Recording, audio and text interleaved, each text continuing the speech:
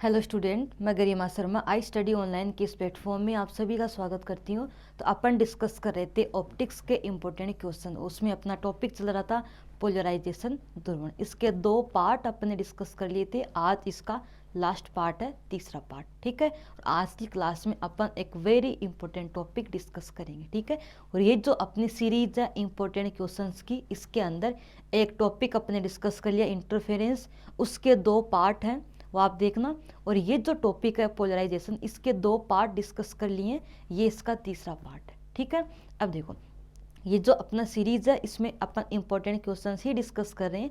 तो अगर किसी स्टूडेंट को टॉपिक्स को डिटेल में पढ़ना हो या फिर किसी को हिंदी इंग्लिश की प्रॉब्लम हो, तो आई स्टडी ऑनलाइन के ऐप पर सारे लेक्चर्स हर टॉपिक के अलग अलग लैंग्वेज के अंदर अवेलेबल है। ठीक है, एंड अगर किसी स्टूडेंट को कोई भी डाउट हो किसी भी तरह का, किसी भी टॉपिक में, किसी भी क्वेश्चन में, तो आप कमेंट बॉक्स में अपना क्वेश्चन पूछ सकते हो। ठीक है, एंड जो अपना इंपॉर्टेंट क्वेश्चंस का सीरीज है, इसमें अपन वो क्वेश्चंस डिस्कस कर रहे हैं जो कि एग्जाम के लिए बहुत महत्वपूर्ण है, या ये बोल सकते हैं कुछ एग्जाम्स में पिछले कुछ सालों में बार बार रिपीट हो रहे हैं। तो इतना करके आप इजीली पेपर को 80% तक अटेम्प्ट कर सकते हो। ठीक है, बट जितना मैं करवाऊँ उसमें से आपको एक भी क्वेश्चन स्किप नहीं करना। ठीक है, अब बढ़ते हैं अपन अपने टॉपिक पोलराइजेशन के ऊपर। ओके, अब पोलराइजेशन क्या होता है वो डिस्कस कर लिया, इसके टाइप्स क्या क्या होते हैं वो अपने डिस्कस कर लिया, और एक इंपॉर्टेंट क्वेश्चन डिस्कस किया था, production of plane polarise light,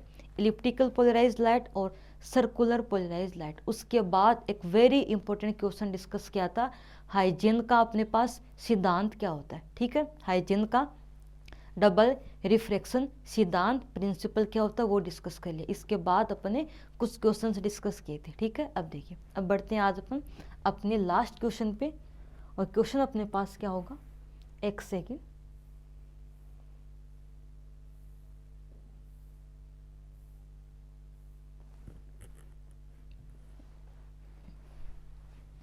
questions की नंबरिंग आप खुद कर लेना कौन से नंबर का है।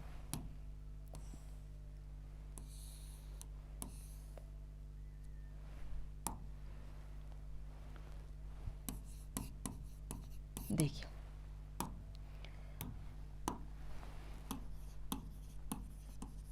इस चैप्टर के अंदर 2 क्वेश्चन बहुत ज़्यादा इंपॉर्टेंट है। एक तो production of plane polarise circular elliptical, एक ये क्वेश्चन। ये 2 क्वेश्चन बहुत ज़्यादा इंपॉर्टेंट है। ठीक है, अब देखिए क्वेश्चन अपने पास ये है, describe the construction and working of Laurent half, यहाँ पे लिखो शेडेड।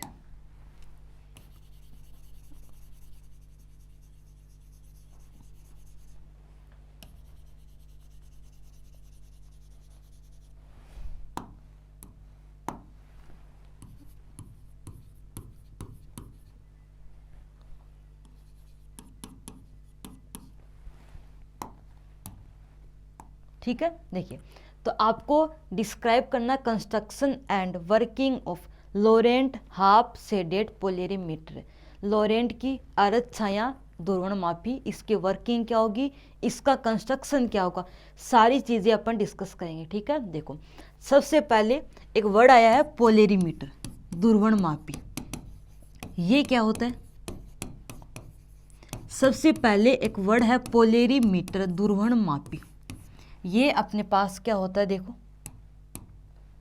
ये एक ऐसी डिवाइस होती है जिसके द्वारा रोटेशनल एंगल को मेजर किया जाता है। ठीक है, जब अपन कल डिस्कस कर रहे थे ऑप्टिकल एक्टिव पदार्थ को, तो अगर अपने पास कोई ऑप्टिकल एक्टिव पदार्थ है, इसमें से जब अपन एक प्लेन पोलराइज लाइट पास करेंगे तो ये क्या करेगा, इनको रोटेट करेगा। ठीक है, इनके वाइब्रेशंस को रोटेट करेगा। तो मानना इसने थीटा एंगल से रोटेट किया, इसने थीटा एंगल से रोटेट किया। अब जो थीटा एंगल है अपने पास, उसको मेजर करने के लिए एक डिवाइस का यूज करते हैं, उसी डिवाइस को बोलते हैं ध्रुवणमापी पोलरीमीटर। ठीक है, देखो आगे अब बात करते हैं इसके कंस्ट्रक्शन एंड इसकी वर्किंग की।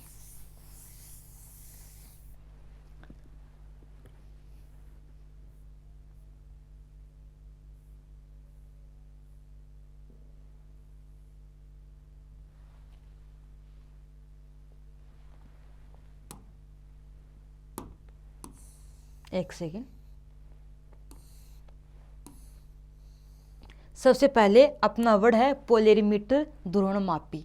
तो ये जो पोलेरीमीटर है क्या होता है, एक ऐसी डिवाइस होती है जिसके द्वारा अपन किसी इलेक्ट्रिक फील्ड या बोल सकते हैं किसी अपन प्लेन पोलराइज लाइट के प्लेन ऑफ जो वाइब्रेशंस अपने पास होते हैं, इनका जो अपने पास प्लेन होता है उस वो कितना रोटेट होता है, वो अपन उसका रोटेशनल एंगल फाइंड कर सकते हैं। ठीक है, इसके 3 कंपोनेंट होते हैं इस इंस्ट्रूमेंट के। एक तो होता है पोलराइजर, ध्रुवक, एक अपने पास होता है ऑप्टिकल एक्टिव सब्सटेंस, एक होता है एनालाइजर, विश्लेषक। तो जो अपना पोलेरीमीटर होता है उसके 3 कंपोनेंट होते हैं, एनालाइजर, ऑप्टिकल एक्टिव सब्सटेंस, एक होता है अपना पोलराइजर। ठीक है, अब देखिए ये इसका डायग्राम। तो बेसिकली एक सोर्स लेंगे, सोर्स से क्या होगा, लाइट इमिट होगी, माना ये सोर्स कोई भी ले सकते हैं अपन। अब ये जो सोर्स है इससे जो लाइट इमिट होती है उसका डायरेक्शन हर तरफ होता है, ओके। बट अपने को उस लाइट को एक समांतर बीम में, समांतर पुंज में कन्वर्ट करना, इसके लिए अपन क्या करेंगे, इसके आगे रखेंगे एक उत्तल लेंस, एक कॉन्वेक्स लेंस। तो एक कॉन्वेक्स लेंस की सहायता से इस लाइट की किरणों को अपन समांतर कर सकते हैं। अब ये जो लाइट है ये एक अनपोलराइज लाइट है, एक अध्रुवित प्रकाश है। इस अनपोलराइज लाइट को अपने को बनाना है पोलराइज लाइट, एक प्लेन पोलराइज लाइट, ओके।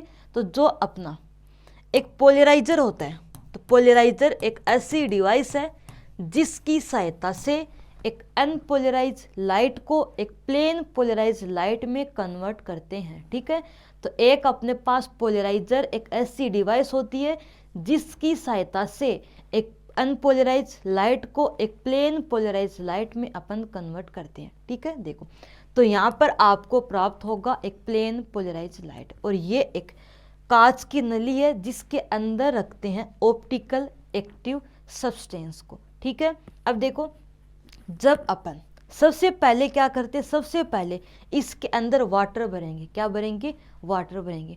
तो अगर एक प्लेन पोलराइज लाइट वाटर से पास होगा तो इसका रोटेशन नहीं होगा। ठीक है, अगर एक प्लेन पोलराइज लाइट एक वाटर से पास करेंगे तो इसके ध्रुवण तल का रोटेशन नहीं होता है। इसका मतलब देखो, तो जब इसके ध्रुवण तल का रोटेशन नहीं होगा इसका मतलब ये आपको सेम ऐसे ही प्राप्त होगी। ठीक है, एंड अगर इस केस में क्या होगा, अगर अपने पास ये सीधी है, अब ये देखो ये एक एनालाइजर है जो कि एनालाइज करता है लाइट पोलराइज हुई या नहीं हुई। अब इसका एक्सिस इस दिशा में है बट अपनी लाइट समांतर, अपनी लाइट क्या है, अपनी लाइट यहाँ पर समांतर है, तो क्या इससे पास होगी, नहीं होगी। देखो इस तरह से, ये इस तरह से है तो ये इससे पास नहीं होगी, इससे पास नहीं हो पाएगी। देन आपको यहाँ पर 0 इंटेंसिटी प्राप्त होगी। ये एक अपने पास क्या है, नेत्रिका है जिससे अपन सारा प्रोसेस देख रहे हैं। ठीक है, तो यहाँ पर आपको कुछ भी दिखाई नहीं देगा, इंटेंसिटी क्या होगी, आपको 0 दिखेगी। ठीक है, आपको पूरा डार्कनेस दिखाई देगा। ओके, अब देखो अगर अपन इसके अंदर जो अपनी कांच की नली, देखो एक 2 वर्ड डिस्कस करें बार बार, एक तो अपन कंपन तल, एक डिस्कस करें ध्रुवण तल। ओके, कंपन तल क्या होता है, जो अपना इलेक्ट्रिक फील्ड का वाइब्रेशन है इस दिशा में और जो अपनी वेव गति कर रही है इस दिशा में, इनके बीच का जो प्लेन है एक अक्ष वाई प्लेन, वो होता है प्लेन ऑफ वाइब्रेशंस, कंपन तल। ओके, और जो अपना मैग्नेटिक फील्ड मोशन कर रहा है और जो अपना वेव जो अपना गति करेगा, एक तो मैग्नेटिक फील्ड है, एक वेव गति करेगा, तो अक्ष जेड जो प्लेन है वो है प्लेन ऑफ पोलराइजेशन। ठीक है, अब देखिए ध्यान से, तो बेसिकली ये जो है ये इलेक्ट्रिक फील्ड के वाइब्रेशंस को शो करते हैं, क्योंकि आपको पता है मैग्नेटिक फील्ड का इफेक्ट इतना ज़्यादा नहीं होता कि अपन उसको कंसिडर करें। तो बेसिकली अपन यहाँ पे डिस्कस करते हैं ऑलवेज इलेक्ट्रिक फील्ड। ठीक है, अब देखिए एक डिस्कस कर लिया कि अब अगर इस कांच की नली के अंदर एक ऑप्टिकल एक्टिव सब्सटेंस रखें, ओके, उस केस में क्या होगा, वो optical active substance electric field के वाइब्रेशंस को रोटेट करेगा, या बोल सकते हैं लाइट को रोटेट करेगा किसी एक एंगल से। ओके, तो ये माना किसी एंगल से इसने रोटेट कर दिया। अब ये लाइट इससे पास कराएंगे। अब ये माना किसी एंगल से रोटेट है और ये अपने इसकी एक्सिस है, जो अपना एनालाइजर है इसकी ऑप्टिकल एक्सिस है।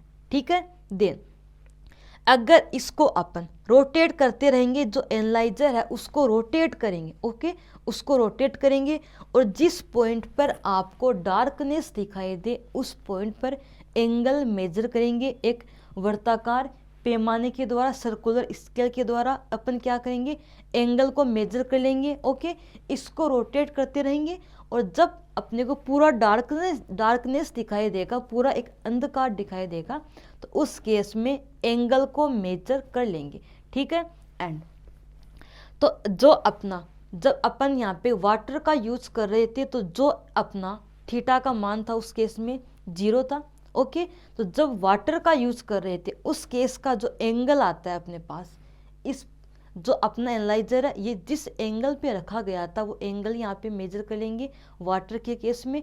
तो वाटर के केस में एनालाइजर जो है उसका पोजीशन को मेजर करेंगे। उसके बाद इसके अंदर जब एक ऑप्टिकल एक्टिव सब्सटेंस पुट करेंगे तो जो अपना डार्कनेस आएगा उस केस में जिस एंगल पर अपना एनालाइजर रखा गया है उसको मेजर करेंगे, दोनों का डिफरेंस करेंगे और अपने पास आएगा थीटा का मान। ठीक है, तो इस तरह से अपन एक पोलेरीमीटर की सहायता से थीटा का मान निकाल सकते हैं। ठीक है, ये पूरा प्रोसेस होता है। ओके,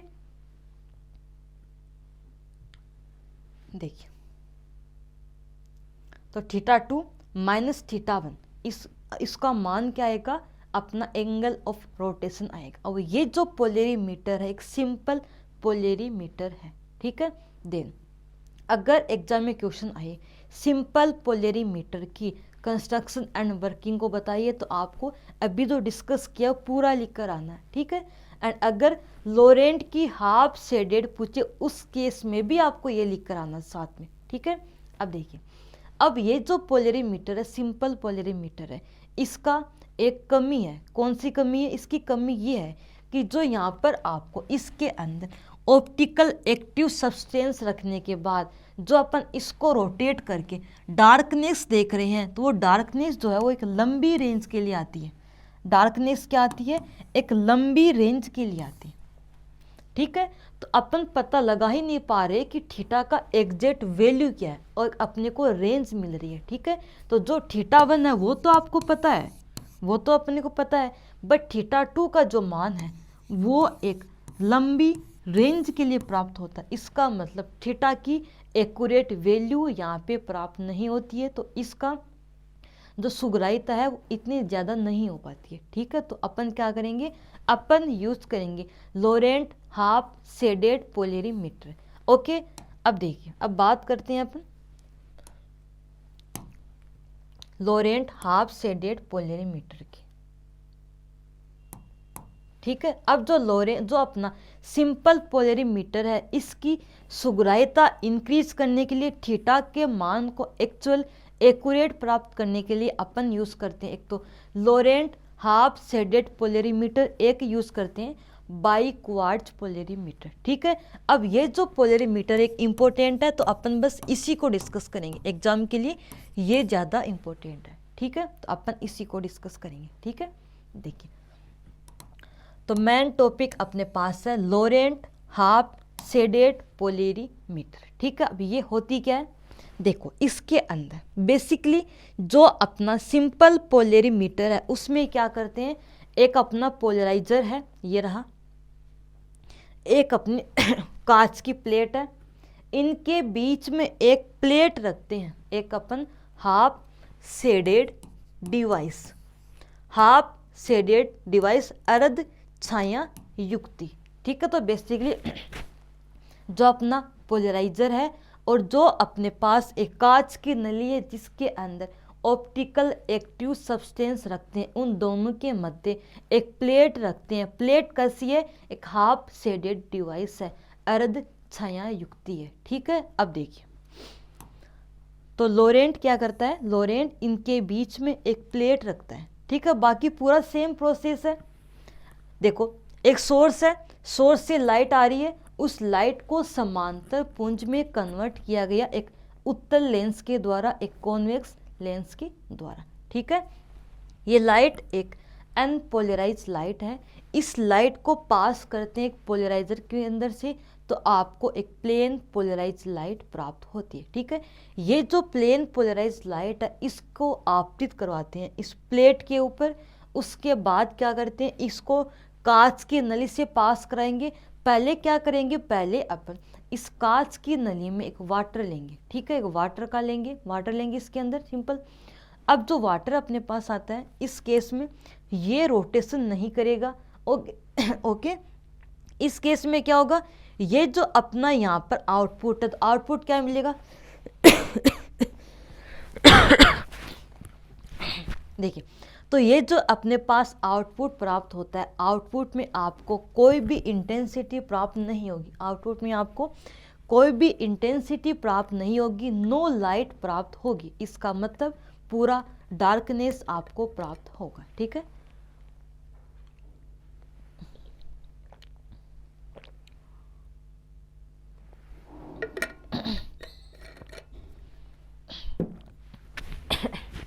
पूरा आपको डार्कनेस प्राप्त होगा। ठीक है, क्योंकि ये जो अपना एनालाइजर है इसकी ऑप्टिकल एक्सिस क्या इस दिशा में, अगर इसकी ऑप्टिकल एक्सिस ये होती तो सीधी पास हो जाती, बट इसकी ऑप्टिकल एक्सिस किसी एक एंगल के ऊपर है। ठीक है, तो बेसिकली एक अपन ने कंडीशन डिस्कस कर लिया। अब क्या करेंगे, अब अपन ये जो कांच की नली अपने पास है इसमें एक ऑप्टिकल एक्टिव सब्सटेंस रखेंगे। ऑप्टिकल एक्टिव सब्सटेंस क्या करेगा, प्लेन पोलराइज लाइट को किसी एक रोटेशनल एंगल से ट्विस्ट करेगा। ठीक है, देन ये क्या करेगा, प्लेन पोलराइज लाइट को किसी एक एंगल से रोटेट करेगा, उसको बोलते हैं रोटेशनल एंगल, इस तरह से। ठीक है, इस तरह से। ओके, अब देखिए सेम प्रोसेस करेंगे, इसको रोटेट करेंगे सर्कुलरली, इसको हर एक एंगल से रोटेट करेंगे। बट इसमें क्या होगा, इसके अंदर अगर अपने पास माना एक अपने पास डार्कनेस थी जल के अंदर, बट इस केस में अगर अपने पास प्राप्त होती है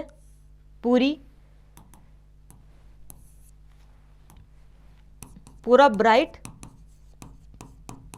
अगर थोड़ा सा ट्विस्ट किया तो एक साइड ब्राइट एक साइड डार्क, अगर थोड़ा और ट्विस्ट किया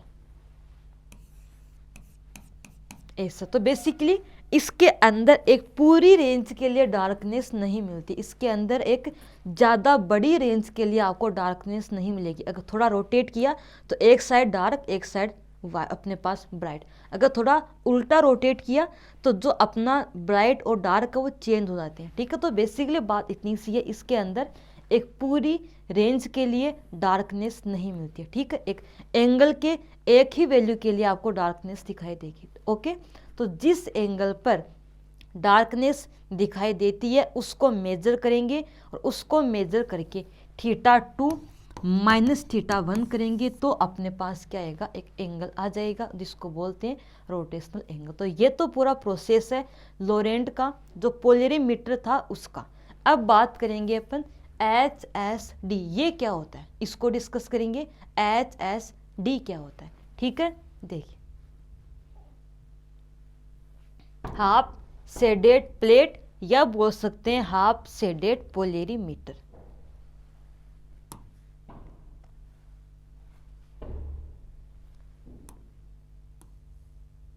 ये देखिए, ये अपने पास एक सोर्स है, यहाँ से लाइट को पैरेलल किया गया है, ये एक पोलराइजर है, और ये एक HSD हाफ शेडेड प्लेट है, और ये अपने पास एक ग्लास ट्यूब है जिसके अंदर ऑप्टिकल एक्टिव सब्सटेंस को रखते हैं, और ये एक एनालाइजर है।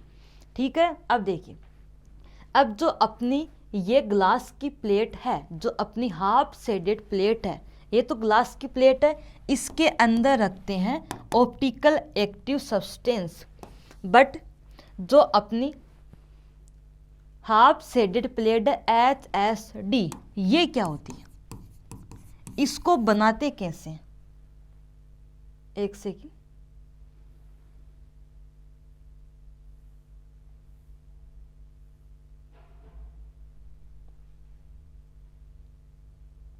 ये देखिए,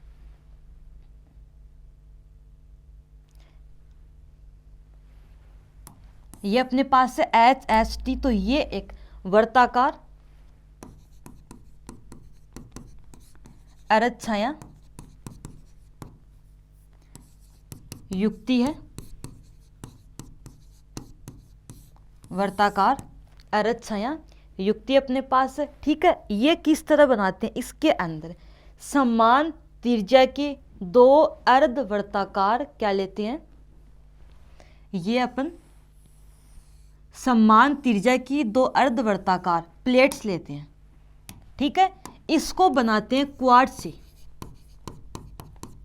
इसको ये है कांच की, तो बेसिकली एक कांच और एक क्वार्ट्ज की दो समान त्रिज्या की अर्धवर्ताकार प्लेट्स लेते हैं। ठीक है, अब ये जो अपनी क्वार्ट्ज की प्लेट है, ये एक अर्ध तरंग पट्टिका की तरह बिहेव करती, हाफ वेव प्लेट की तरह बिहेव करेगी, और ये अपने पास क्या ग्लास की प्लेट है। ठीक है, तो बेसिकली बात इतनी सी है कि जो अपनी प्लेट है, जो पूरा HSD है, जो डिवाइस है हाफ शेडेड, ये दो पार्ट से बना है, आधा पार्ट क्वार्ट्ज का, आधा पार्ट ग्लास का। क्वार्ट्ज इस तरह से लेते हैं, इस तरह से लेते हैं कि ये एक अर्ध तरंग पट्टिका की तरह बिहेव करे, मतलब ये O व E रे के मध्य एक λ/2 का पाथ डिफरेंस और पाई का फेज डिफरेंस क्रिएट करें। तो λ/2 का पाथ डिफरेंस और पाई का क्या करें, फेज डिफरेंस क्रिएट करें। इस तरह से अपन इसको लेते हैं। ठीक है, तो बेसिकली यहाँ तक डिस्कशन हो गया। अब देखिए आगे बात करते हैं। ये देखो, ये रही अपनी half shaded plate, half shaded device बोल सकते हैं इसको।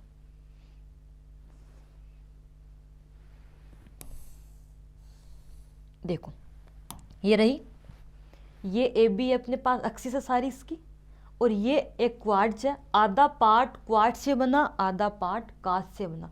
ये बिहेव करेगा एक हाफ वेव प्लेट की तरह, अर्ध अपने पास तरंग पट्टिका की तरह। ठीक है, अब देखो, अगर अपने पास जो अपना लाइट है, जो अपना प्लेन पोलराइज्ड लाइट है, इसके ऊपर क्या होता है, आपतित होता है। ठीक है, देन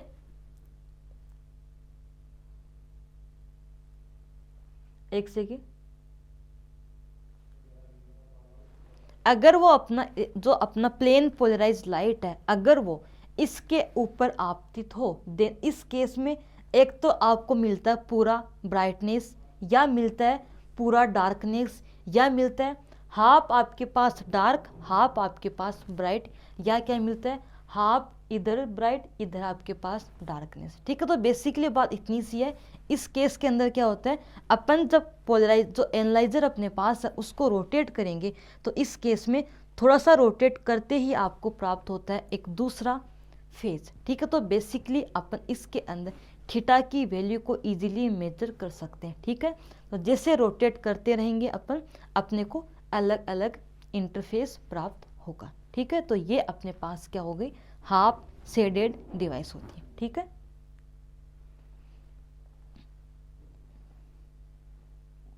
ये देखिए कुछ इस तरह से होती है हाफ शेडेड डिवाइस।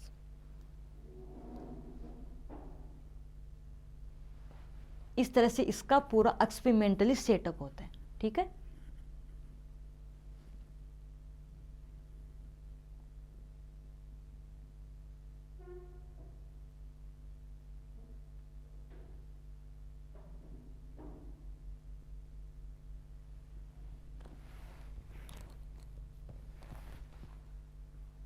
देखो यहाँ पर देखिए, इससे आपको दिखाई दे रहा है आधा पार्ट ब्राइट, आधा पार्ट डार्क, फिर आधा ब्राइट आधा डार्क, फिर पूरा ब्राइट पूरा डार्क, इस तरह से इससे आपको दिखाई देता है।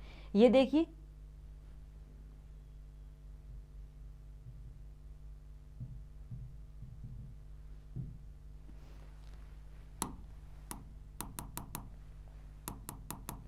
ये अपने पास क्या है, एनालाइजर है जिसको अपन रोटेट कर रहे हैं। एक सेकेंड,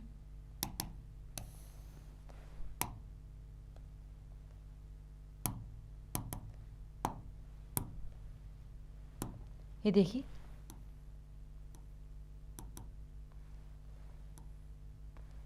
देखो इसको रोटेट कर रहे हैं इस तरह, ये सर्कुलर पैमाना जिसकी सहायता से अपन एनालाइजर को रोटेट कर रहे हैं। और यहाँ पर देखिए डार्क ब्राइट इस तरह आपको दिखाई देगा, ओके। और जिस एंगल पर पूरा डार्कनेस आएगा उस एंगल को मेजर कर लेंगे, ठीक है। तो इस तरह से अपन निकालते हैं एंगल ऑफ रोटेशन का मान।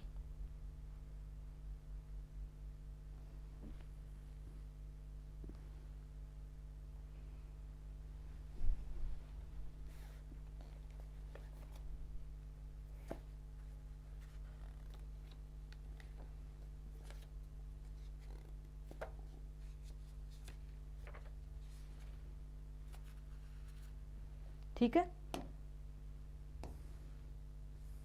डायग्राम बनाओ पहले। ये डायग्राम बना लो साथ में।